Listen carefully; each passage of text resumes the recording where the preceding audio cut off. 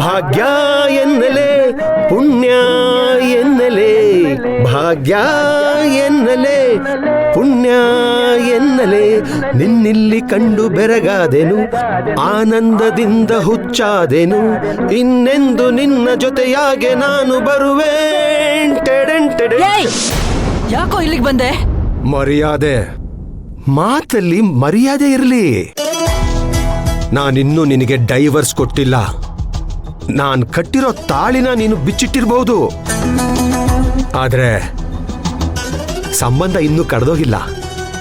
ಅವತ್ತು ಹೇಳಿದ್ ಮರ್ತ ಹೋಗ್ಬಿಟ್ಟಿದ್ಯಾ ನೀನು? ಮತ್ಯಾವತ್ತು ನೀನ್ ನೋಡೋದಿಲ್ಲ? ನನಗೂ ನಿನಗೂ ಋಣ ಮುಗೀತು ಅಂತ ಹೇಳಿ ಹೋದೆ ತಾನೆ? ಮತ್ಯಾಕೆ ಇಲ್ಲಿಗೆ ಬಂದಿದೀಯಾ? ನಾನು ಬಂದಿಲ್ಲ, ವಿಧಿ. ಆ ವಿಧಿನೇ ನಮ್ಮಿಬ್ಬರನ್ನ ಮತ್ತೆ ಸೇರಿಸ್ತಾ ಇದೆ. ಖಂಡಿತ ಇಲ್ಲ. ನೀನ್ ಬಂದಿರೋದು ವಿಧಿಯಿಂದ ಅಲ್ಲ, ನಿನ್ ದುರಾಸೆಯಿಂದ. ಆಸೆನೇ ದುಃಖಕ್ಕೆ ಮೂಲ ಅಂತ ನಾನು ಆಸೆ ಪಡೋದನ್ನೇ ಬಿಟ್ಬಿಟ್ಟಿದ್ದೆ. ಆದ್ರೆ ನನ್ನ ದುಃಖ ದೂರ ಆಗ್ಲಿಲ್ವೇ? ಅದಕ್ಕೆ ಈಗ ಮತ್ತೆ ಆಸೆ ಪಡೋದಕ್ಕೆ ಶುರು ಮಾಡಿದ್ದೀನಿ. ಈಗ ನೋಡು, ನೀನು ದುಃಖದಲ್ಲಿದ್ಯಾ. ಈಗ ನನ್ಗೆ ಅರ್ಥ ಆಗಿರೋದಿಷ್ಟೇ, ಯಾರದ್ದೋ ಆಸೆ ಇನ್ಯಾರದ್ದೋ ದುಃಖಕ್ಕೆ ಮೂಲ ಅಂತ. ನಿನ್ ಕೈ ಖಂಡಿತ ನಾನು ನಿನ್ ಪಾಡಿಗೆ ನಿನ್ನ ಬಿಡೋದಿಲ್ಲ ಭಾಗ್ಯ.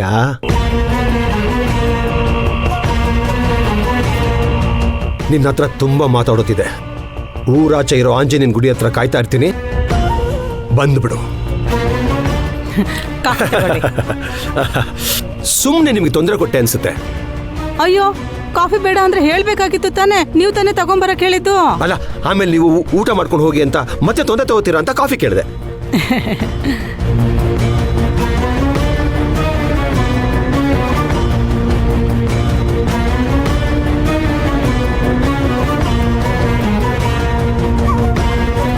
ಕಾಫಿ ಹೇಗಿದೆ?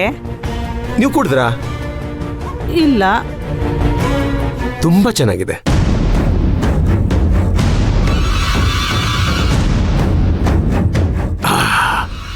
ಕಾಫಿ ತುಂಬಾ ಚೆನ್ನಾಗಿತ್ತು. ಮೇಡಮ್ ಅವರೇ, ನಾನು ಬರ್ತೀನಿ. ಅಯ್ಯೋ, ಇನ್ನು ಎಲ್ಲ ಕಡೆ ಫೋಟೋ ತಗೊಳಲ್ವಾ ನೀವು? ನನಗೆ ಸ್ವಲ್ಪ ಅರ್ಜೆಂಟ್ ಕೆಲಸ ಇದೆ, ಹೋಗ್ಬೇಕು. ಇಂಟರ್ವ್ಯೂ ಮಾಡೋದಕ್ಕೆ ನಾನು ಮತ್ತೆ ಬರ್ತೀನಲ್ಲ, ಆಗ ಪೂರ್ತಿ ವಿಡಿಯೋ ಮಾಡ್ತೀನಿ.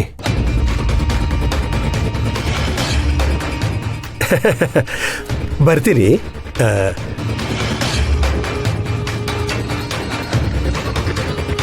ಭಾಗ್ಯ ಅವರೇ, ಬರ್ಲಾ? ಬರ್ತೀನಿ. ಅಯ್ಯಯ್ಯಯ್ಯ, ಸ್ವಲ್ಪ ವಿಚಿತ್ರ ಅಲ್ವಾ ಮನುಷ್ಯ?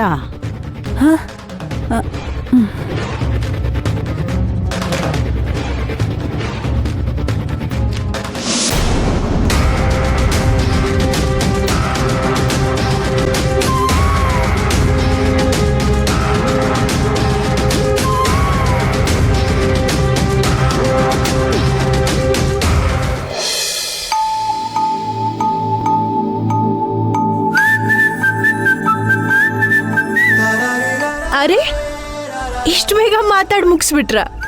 ಬೇಗನಾ? ಆಗ್ಲೇ 3 ಗಂಟೆ ಮೇಲಾಯ್ತು. ಭೂಮಿಗೆ ನೀವು ಸಿಕ್ಕಿದ್ದು ನಿಜವಾಗ್ಲೂ ಅವಳ ಪುಣ್ಯ. ಇವತ್ತು ಫುಲ್ ನಿಮ್ಮಿಬ್ಬರದ್ದೇ ಗುಣಗಾನ ಆಗಿತ್ತು. ಒಬ್ಬರ ಬಗ್ಗೆ ಎಷ್ಟು ಕೇರ್ ತಗೋಬೇಕು ಅನ್ನೋದನ್ನ ನಿಮ್ಮಿಂದ ನೋಡಿ ನಾವು ಕಲಿಬೇಕು. ಏನಿವೆ, ನಿಮ್ಮ ಟೈಮ್ ಬಿಡು ಮಾಡಿಕೊಂಡು ಇಲ್ಲಿ ತನಕ ಬಂದ್ರಿ, ನಮಗೆ ಮಾತಾಡೋಕೆ ಟೈಮ್ ಮಾಡಿಕೊಟ್ರಿ. ತುಂಬ ಥ್ಯಾಂಕ್ಸ್. ನೀನು ಅಳತೆಗೂ ಮೀರಿ ನಮ್ಮನ್ನು ಹೊಗಳ್ಬಿಟ್ಟೆ. ನಿಜ ಹೇಳಬೇಕು ಅಂತಂದರೆ, ನೀವು ನಮ್ಮ ಭೂಮಿನ ಒಪ್ಕೊಂಡಿದ್ದಕ್ಕೆ ನಾವು ನಿಮಗೆ ಧನ್ಯವಾದಗಳನ್ನು ಹೇಳಬೇಕು. ಅದು ಒಂದೊಳ್ಳೆ ಹುಡುಗಿಗೆ ಒಂದೊಳ್ಳೆ ಜೀವನ ಸಿಗ್ತಾ ಇದೆಯಲ್ಲ ಅಂತ ನಮಗೆ ತುಂಬ ಸಂತೋಷ ಆಗ್ತಾ ಇದೆ. ಥ್ಯಾಂಕ್ಸ್ ಪ್ರೀತಮ್. ಅಯ್ಯೋ ಸರ್, ಹಾಗೆಲ್ಲ ಹೇಳ್ಬಿಡಿ. ನಾನು ಅವತ್ತು ಮಾಡಿದ ಕೆಲಸಕ್ಕೆ ನೀವು ನನ್ನ ಮೇಲೆ ಬೇಜಾರು ಮಾಡ್ಕೊಂಡಿದ್ದೀರಾ ಅಂತ ಅಂದ್ಕೊಂಡಿದ್ದೆ. ಆದರೆ ನೀವು ಅದು ಯಾವುದೂ ಮನಸ್ಸಲ್ಲಿ ಇಟ್ಕೊಂಡಿಲ್ಲ. ನಿಜವಾಗ್ಲೂ ನೀವು ಗ್ರೇಟ್ ಸರ್. ಇದರಲ್ಲಿ ಕೋಪ ಮಾಡ್ಕೊಳ್ಳೋದೇನಿದೆ ಪ್ರೀತಮ್? ಋಣ ಎಲ್ಲಿರುತ್ತೋ ಅಲ್ಲಿ ಸಂಬಂಧ ಬೆಳೆಯುತ್ತೆ.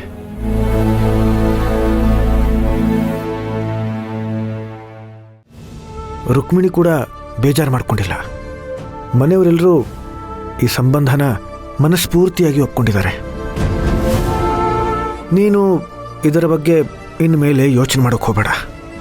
ಹಾ ಮಿಸ್ಟರ್ ಪ್ರೀತಮ್, ಇನ್ನೂ ಎಂಗೇಜ್ಮೆಂಟ್ ಆಗಿಲ್ಲ, ಮನೆಗೆ ಹೇಗಪ್ಪ ಬರೋದು ಅಂತ ಸಂಕೋಚ ಪಟ್ಕೋಬೇಡಿ. ಭೂಮಿ ಹತ್ರ ಮಾತಾಡಬೇಕು ಅನಿಸ್ದಾಗೆಲ್ಲ ಮನೆಗೆ ಬನ್ನಿ. ಖಂಡಿತ, ಶ್ಯೂರ್. ನಾನು ಬರ್ತೀನಿ ಸರ್. ಬಾಯ್ ಭೂಮಿ. ಬಾಯ್.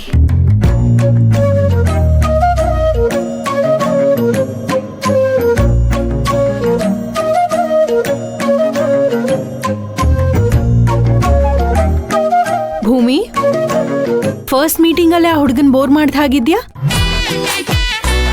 ಅಯ್ಯೋ, ಯಾಕೆ ಹಾಗೆ ಹೇಳ್ತಿದ್ದೀರಾ? ಮತ್ತಿನ್ನೇನು, ನಮ್ಮಿಬ್ರ ಬಗ್ಗೆ ಯಾಕೆ ಮಾತಾಡ್ದೆ? ನಿನ್ ಬಗ್ಗೆ ತಾನೇ ಮಾತಾಡ್ಬೇಕು. ಅವರು ನನ್ನ ಇಷ್ಟ ಕಷ್ಟದ ಬಗ್ಗೆ ಕೇಳಿದ್ರು. ನನ್ನ ಇಷ್ಟ ನಮ್ಮಮ್ಮ ಅಂತ ಹೇಳ್ದೆ. ಹಾಗೆ ನನ್ನ ಕಷ್ಟದ ಬಗ್ಗೆ ಕೇಳಿದ್ರು. ನನ್ನ ಕಷ್ಟಕ್ಕಾಗಿರೋರು ನೀವು ಅಂದೆ. ನಿಮ್ ಬಗ್ಗೆ ಎಲ್ಲ ಹೇಳ್ತಾ ಹೇಳ್ತಾ ಮನ್ಸಲ್ಲಿರೋದ್ನೆಲ್ಲ ಹೇಳ್ಬಿಟ್ಟೆ. ಭೂಮಿ, ನಿನ್ನ ಮುಂದಿನ ಭೇಟಿಯಲ್ಲಿ ನೀನು ಹಳೆಯ ಕಥೆನೆಲ್ಲ ಹೇಳ್ತಾ ಕೂತ್ಕೋಬೇಡ. ಈಗ ನೀನು ಹೊಸ ಜೀವನಕ್ಕೆ ಕಾಲಿಡ್ತಾ ಇದೆಯಾ. ಆದಷ್ಟು ಮುಂದಿನ ಜೀವನದ ಬಗ್ಗೆನೇ ಮಾತಾಡು, ತಿಳಿತಾ? ಆಯ್ತು ಯಜಮಾನ್ರೆ. ಹೌದು, ಮೊದ್ಲು ಗಿಫ್ಟ್ ನೀನ್ ಕೊಟ್ಯಾ ಅವನ್ ಕೊಟ್ನಾ? ಮೊದ್ಲು ಅವರೇ ಕೊಟ್ರು. ಗುಡ್, ಗಂಡ್ಮಕ್ಳು ಹೀಗೆ ಇರ್ಬೇಕು. ನೋಡು ಭೂಮಿ, ನೆಕ್ಸ್ಟ್ ಸಾಕು ಸಾಕು ಸಾಕು. ಅವಳು ಪರೀಕ್ಷೆ ಬರ್ದೂ ಆಯ್ತು, ಬಂದೂ ಆಯ್ತು. ನೀನು ಈಗಲಾದರೂ ಪಾಠ ಹೇಳ್ಕೊಡೋದನ್ನ ನಿಲ್ಸು. ನಿನ್ನೆಯಿಂದ ಕೇಳಿ ಕೇಳಿ ನನಗೆ ಸಾಕಾಗಿ ಹೋಗಿದೆ. ಒಳ್ಳೆ ಮದುವೆಗೆ IAS IPS ಪಾಸ್ ಆಗೋ ಥರ ನೀನು ಹೇಳ್ಕೊಡ್ತಾ ಇದೀಯ.